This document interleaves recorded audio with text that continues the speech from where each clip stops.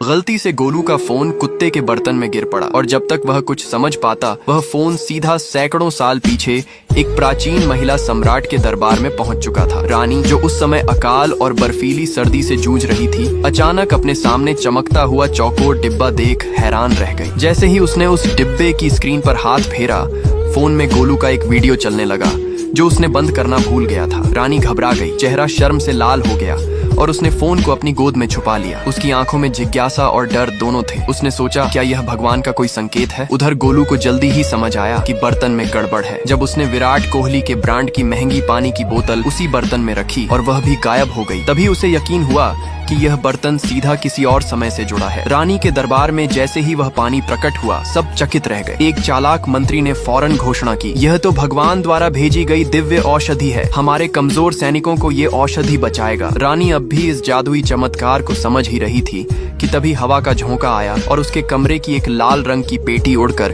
सीधी उसी जादुई कटोरे में गिर गई। उधर गोलू उस बर्तन से पानी निकालने की कोशिश कर रहा था कि वही पेटी उसके सिर पर आ गिरी। वह डर गया, पर पेटी खोलते ही सुगंध की लहर उसके चेहरे से टकराई। ये किसी औरत की चीज है, उसने सोचा। तभी पीछे से एक आवाज आई, तो तुम्हें अब ऐसी चीजें पसंद हैं? गोलू पलटा तो सामने उसकी एक्स गर्लफ्रेंड लैला खड़ी थी, चालाकी और झूठ की मूरत। उसने सीधा कहा, मैं प्रेग्नेंट हूँ, बच्चा तुम्हारा है। गोलू को समझ आ गया कि ये वही पुराना ड्रामा है। लैला असल में किसी और का बच्चा लेकर गोलू के सिर पर जिम्मेदारी डालने आई थी और जैसे ही गोलू ने साफ इनकार किया, लैला झल्लाई और जाते जाते गोलू का फोन उसी कटोरे में फेंक गई। गोलू फोन निकालने की बहुत कोशिश करता है लेकिन नहीं निकल पाता है। इसलिए उसके दिमाग में आइडिया आता है, अगर फोन प्राचीन काल में चला गया तो मैं दूसरे फोन से कॉल करके देखता हूँ। अब रानी के सामने फोन प्रकट हुआ। वह इसे ईश्वर का संदेश मान बैठी। फोन की स्क्रीन चमक रही थी और उसी वक्त कॉल आया। रानी फिर से घबराहट में अनजाने में ग्रीन बटन दबा देती है। दूसरी तरफ गोलू था। अरे तुम कौन हो? ये फोन मेरा है, गोलू चिल्लाया। दोनों एक दूसरे को देखकर घबरा गए। बहुत देर की बहस के बाद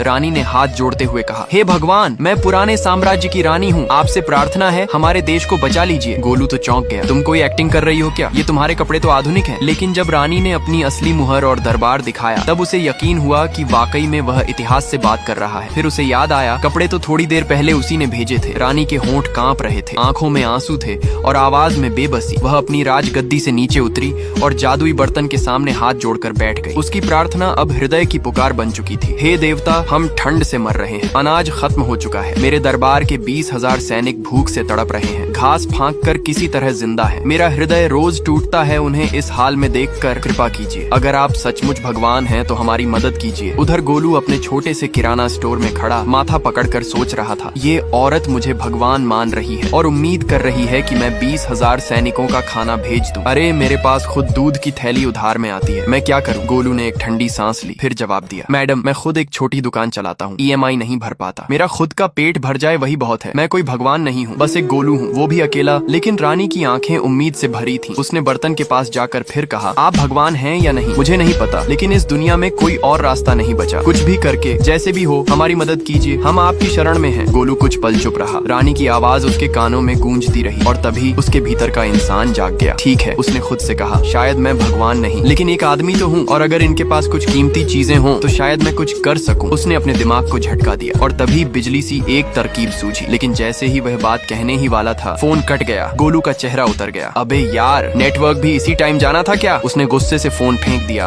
और फिर बर्तन की ओर देखा। फिर उसके मन में दूसरा आइडिया आता है। गोलू दौड़कर पेपर और पेन लाया और कांपते हाथों से एक चिट्ठी लिखने लगा। अगर तुम कुछ प्राचीन कीमती चीजें जैसे सोना, चांदी या दुर्लभ गहने भेज सको तो मैं तुम्हारे सैनिकों के लिए अनाज और जरूरी चीजें भेज सकता हूँ। फिर वह वो चिट्ठी मोड़कर धीरे से उसी बर्तन पर रख देता है। कुछ ही पलों में वह चिट्ठी रानी के सामने प्रकट हो जाती है। रानी और दरबारियों के चेहरों पर हैरानी दौड़ जाती है। ये भगवान का आदेश है, रानी बोली, आंखों में चमक के साथ। रानी सीधा महल के तहखाने में पहुंचती है। वहाँ सोने चांदी के जमाने पुराने खजाने रखे हैं, कुछ युद्धों में जीते गए मुकुट, कुछ मंदिरों के दान में मिले आभूषण। रानी एक एक करके चुनती है। एक मंत्री बोलती है, महारानी, क्या भगवान को सोने की आवश्यकता है? ये तो हमारी पीढ़ियों का खजाना है। लेकिन रानी ने गंभीरता से उत्तर दिया, क्या हमारी प्रजा की जान इस खजाने से कम है? अगर हमें बचाने के लिए सोना देना पड़े तो यह सौदा सस्ता है। रानी ने खुद अपने गहने उतारे, माँ की निशानी का हार जादुई बर्तन में डाल दिया। उधर गोलू बहुत देर से इंतजार कर रहा था। वो हर 5 मिनट में झांकता, कुछ आया अभी नहीं, और फिर अचानक बर्तन से कुछ गिरा। गोलू ने चौंक कर देखा, चमचमाता हुआ सोने का एक टुकड़ा। अरे बाप रे! गोलू की आंखें फटी की फटी रह गईं। उसने जल्दी से उसे उठाया, हाथ से छुआ, असली सोना था। अबे मुझे तो खजाना मिल गया। वी गोलू के अंदर का व्यापारी जाग गया। लेकिन कहानी यहीं खत्म नहीं हुई। पार्ट 2 के